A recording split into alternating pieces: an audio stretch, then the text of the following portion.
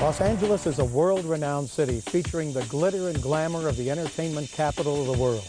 It has many wonderful treasures, but there's one treasure that is not yet a part of this city, the Stanley Cup. In 1993, the Los Angeles Kings came very close to taking possession of one of sport's most coveted trophies. How close? Well, it might have been just a matter of inches. The Kings are in uncharted waters, their first time ever in the Stanley Cup Finals. Someone once said, you know you have had a successful season when there are no other scores on the out-of-town scoreboard. Blake moving in front, shot, score! Luc Robitaille! Kings lead 2-1. 1 second to go. The Kings win 4-1, and they are 3 wins away from the Stanley Cup. Actually, it was a surprisingly easy win for us. I remember Luc Robitaille having a great game, scoring a couple of big goals for us. And, you know, coming off the ice saying, hey, we're in pretty good shape here. Game 1 on the road, and we've got it in. I mean, everyone will sit here and say, you know, you don't allow yourself to. Yeah, you think, okay, 3 more wins. All of a sudden, you're narrowing the wins that you need to get that Stanley Cup. And, you know, that is going to creep in no matter what. You want to push it off as much as you can, but, yeah, you're going to think about it. The Kings tonight will try to duplicate what they did in Game 1 with that 4-1 win. The Montreal Canadiens will try desperately to tie the series. 1:45 to go here in the third period. Kings lead 2-1. Right now, we're going to have a measurement of a King stick. It's the stick of Marty McSorley. The curve in a stick can only be 1/2 inch. And you see the instrument the referee uses right there. It's a gauge used. And if it's over, a minor penalty will be called against the LA Kings. Yeah, when Dr. Merce calls timeout and the referee goes to look at the stick, I turned there. Was something wrong with the stick? What's going on? What's going to be? It's okay.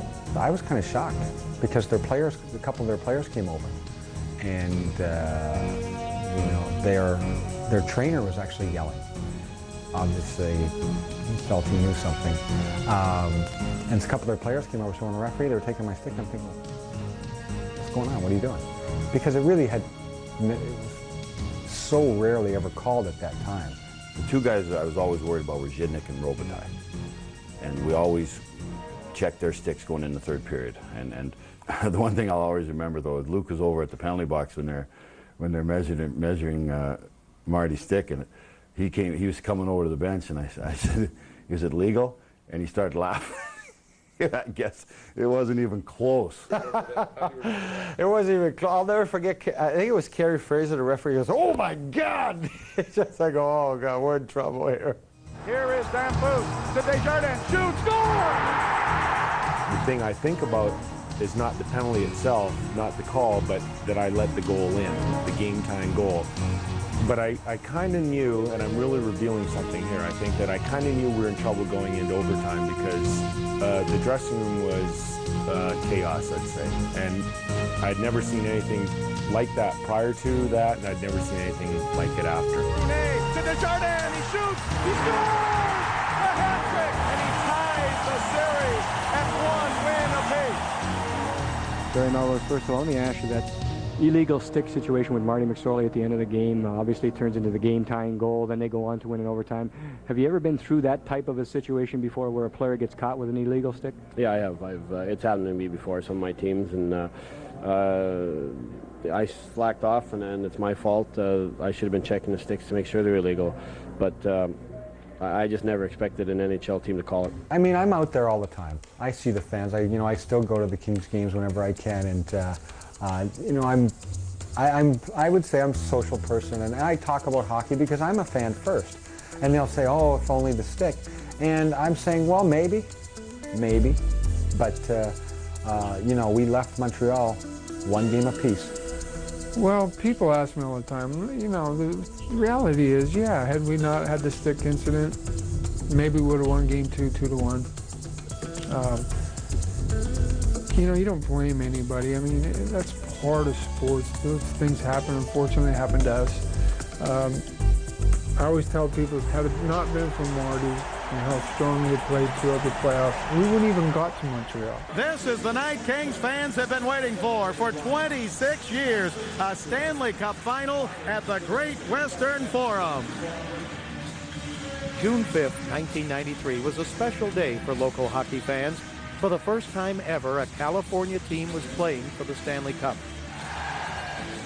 And one longtime Kings player decided to leave an impression at the end of his career.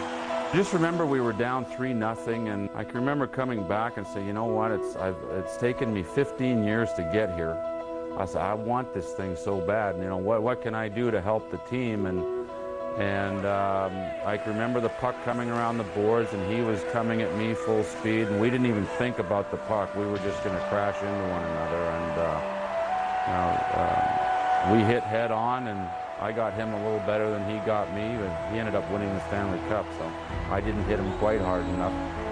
People come up to me now, even today, and say, you know, what a great hit. I remember that hit in the Stanley Cup final. Well, just getting to the finals was a highlight for me. I mean, obviously we would have loved to have won that series. We lost the 3 games in overtime. That's how close it was. But I say it today, I said it then, and I say it till I die, that it was the most disappointing year of my life that we didn't win, and yet it was the most rewarding year I've ever had in my career, because it was 22 players that believed in the coach and the system, that played hard, played together as a team, was unselfish, and I had more fun maybe getting the Stanley Cup final than I've ever had in hockey, and it was something I'll never forget.